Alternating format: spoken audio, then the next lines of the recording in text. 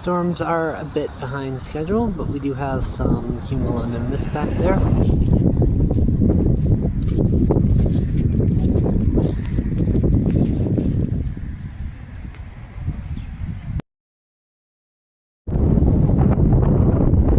So, this is it.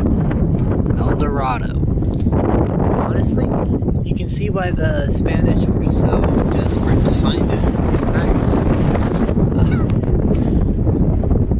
Unfortunately for them, they didn't have Google Maps like we do, but yeah, this is it, El Dorado. In comparison to most West Texas severe weather days, today's kind of different. Normally, it's very, very calm until storms fire, and today we've got quite a bit of wind, so I don't know, we'll see what happens, I guess. That's the thunderstorm back there. Looks like we got a little blip over here, and honestly, at first I kind of thought this was a updraft forming over here, but I think this is an inflow tail for a storm that's back there. So you probably turn around and go to the southwards. Probably the right play. Man, this storm went from like nothing to this really fast. I think in like 10 or 15 minutes. Funny enough. It's got this big, I think this is an inflow tail.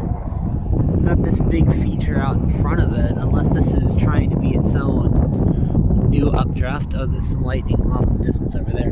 This is supercell that's kind of far out from here, but I think this new one is going to steal its thunder, literally.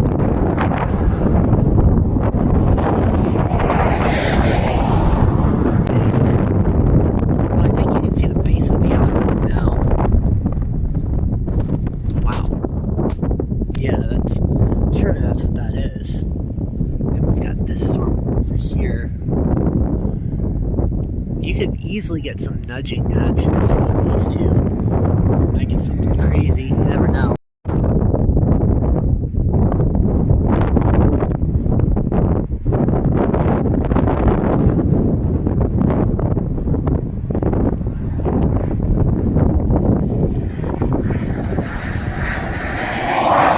It's always interesting when you can see a supercell in full. Inflow tail here, I believe that's what that is. Very robust inflow tail. We've got the mesocyclone back there, just popping off over the horizon. And then we've got the core of the storm over there, which just displays on camera.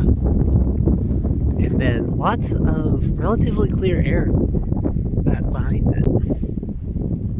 So yeah, lots of instability for this storm to work with. It's completely alone right at the moment. Some nudgers might be forming up back there, but yeah. And we'll see what this does. You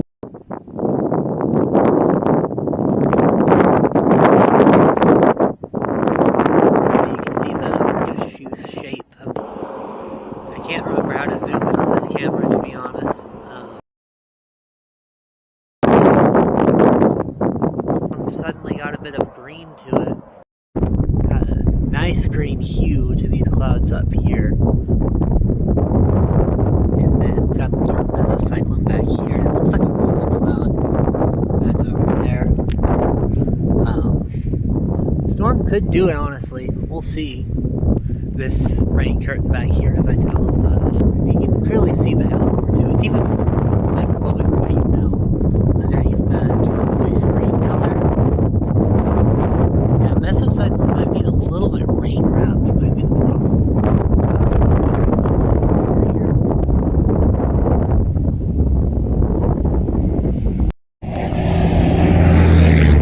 Clouds have gotten very green. I might still be a little bit close. We got a lowering on this mesocyclone actually, in the place where a tornado would be. I think it's scud still. I can't see it rotating from here, but interesting nonetheless. Yeah, I guess that, yeah, it's a little wall cloud. We've got that little bit of rising scud beneath it. Cloud's very, very green over here. Kind of a very white hail.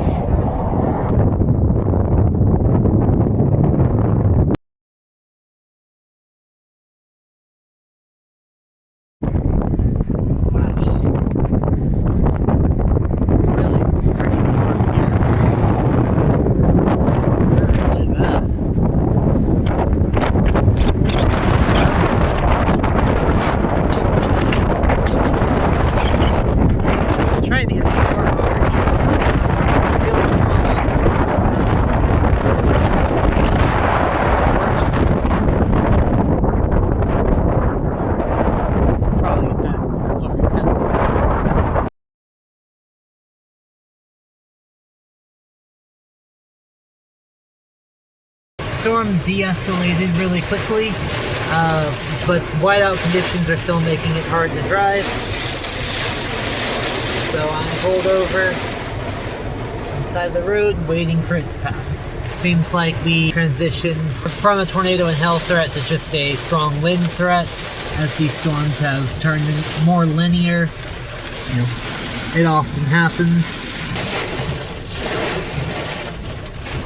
A little bit of wind, a couple pieces of small hail. Mostly pulled over because it's hard to see.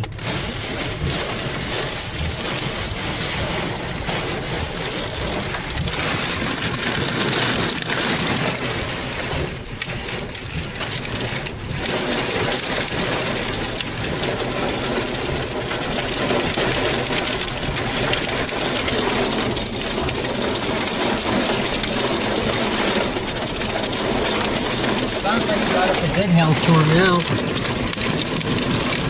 I don't really see any, but sounds like it.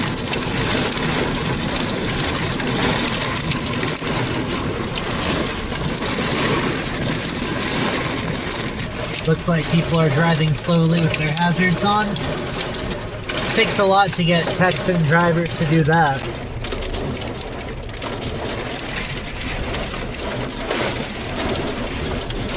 It's actually starting to rattle the car at this point.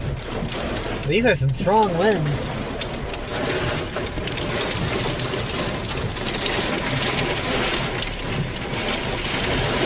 Oh wow, yeah, the car is actually shaking. It's kind of crazy.